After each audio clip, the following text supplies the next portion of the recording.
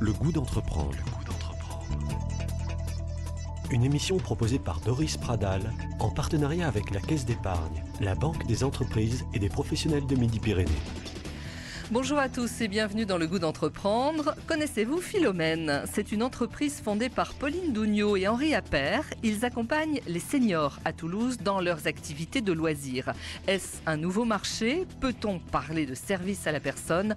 Que peut-on demander à Philomène ? Réponse tout de suite.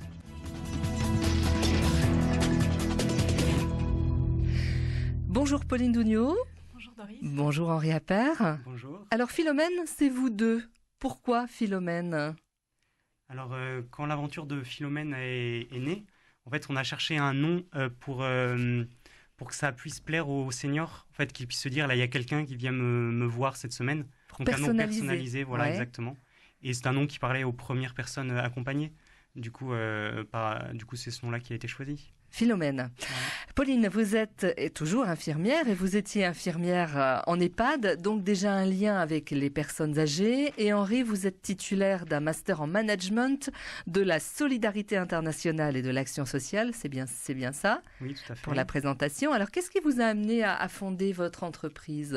Peut-être Pauline, allez-vous nous répondre ?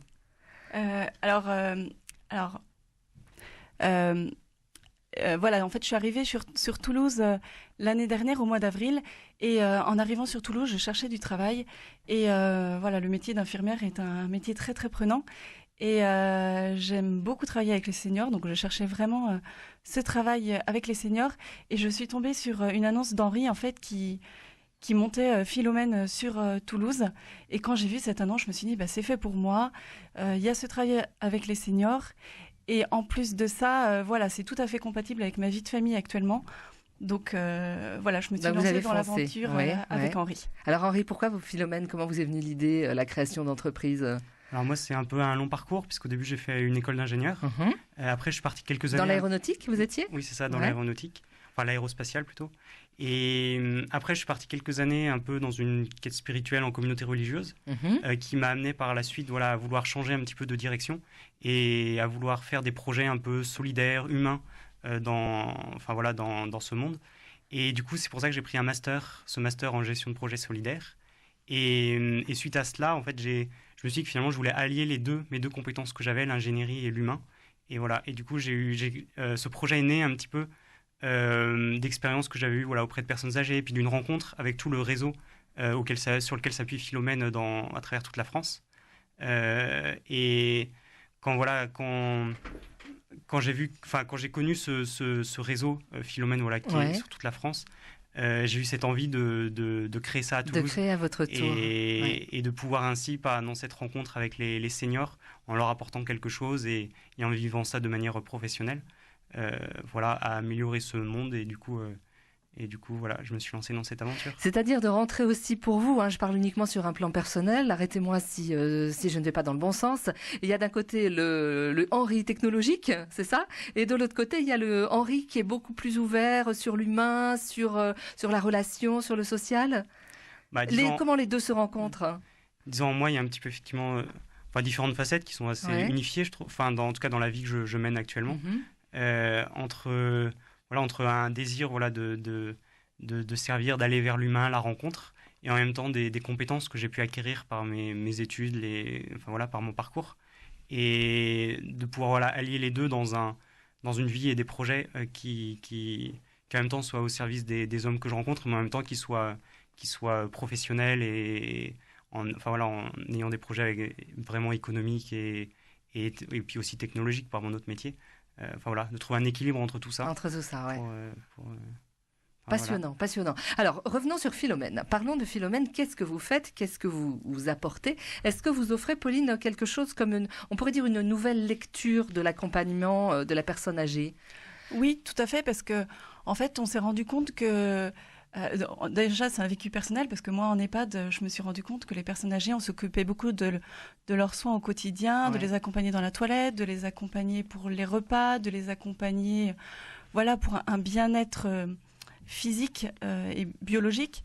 Et par contre, on s'est rendu compte que au niveau mental, cérébral et un peu récréatif. On s'occupait très peu des personnes âgées. Et c'est vrai que Philomène, nous, on propose vraiment aux seniors des activités de loisirs et de culture à domicile pour leur permettre de penser un peu à eux, d'avoir leur propre projet, de réaliser un rêve qu'ils ont pu avoir et qu'ils n'ont jamais réussi à concrétiser.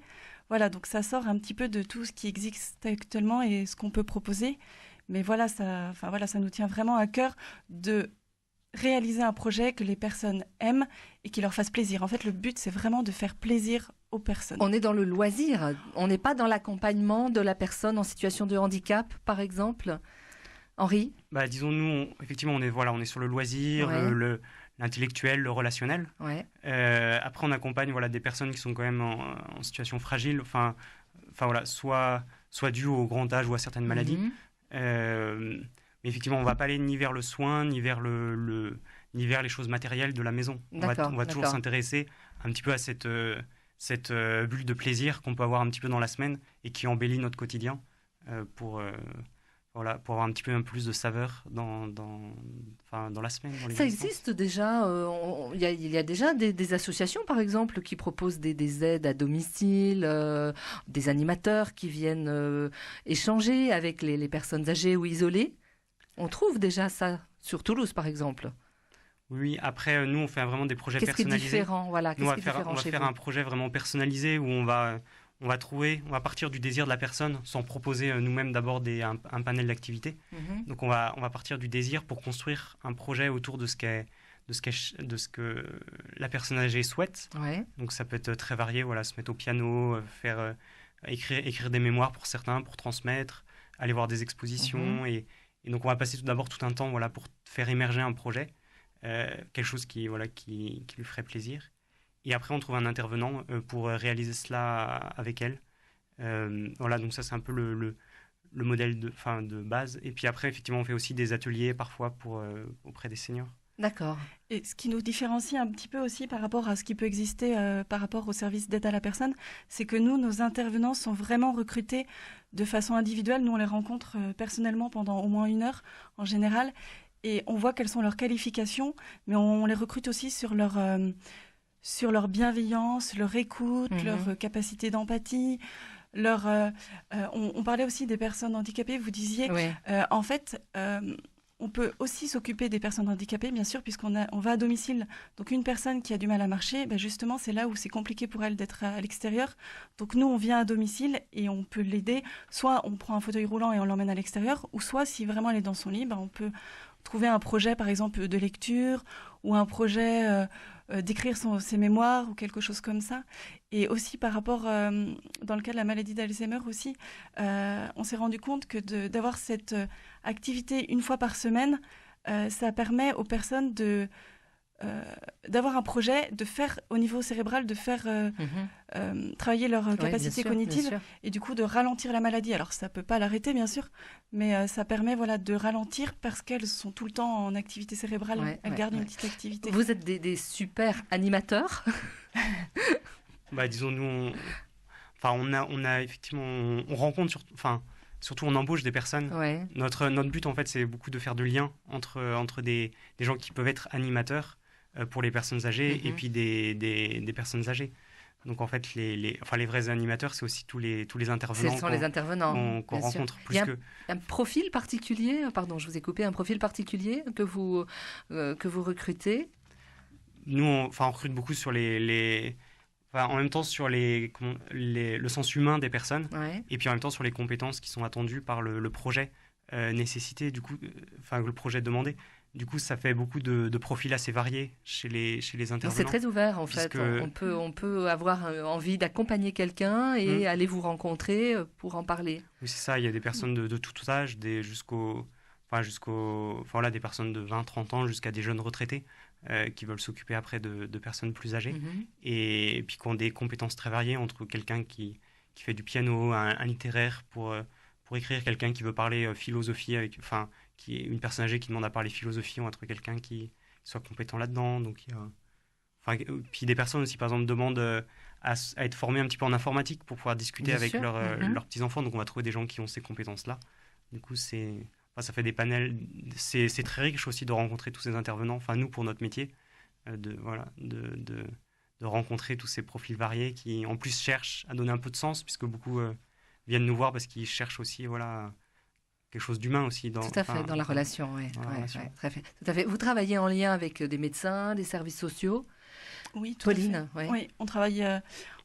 Alors, on essaye de mettre en place des partenariats avec des médecins généralistes ou des gériatres, ou aussi on a rencontré des professeurs du Gérontopole afin d'établir aussi au sein du Gérontopole, voir ce qu'on pouvait leur apporter. Alors voilà, comme c'est assez nouveau, nous on vient d'arriver, donc tout ça, ça se met en place progressivement. Et pour l'instant, on est vraiment sur un gros travail de prospection et de communication où on rencontre les gens.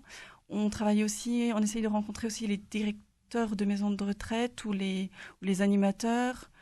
Enfin voilà, on essaye vraiment de se faire connaître au maximum des milieux médicaux, mais pas que. Aussi, on essaye de voir dans des associations quel partenariat on peut. En fait, on travaille beaucoup aussi avec des agences d'aide à domicile, justement, parce que quelquefois, ils trouvent qu'ils ne sont pas assez compétents pour proposer des activités de loisirs, même s'ils peuvent le proposer. Donc, ils peuvent nous demander aussi à l'occasion d'intervenir. C'est deux métiers différents, on est d'accord ? Complètement, oui. Vous restez avec nous ? À tout de suite.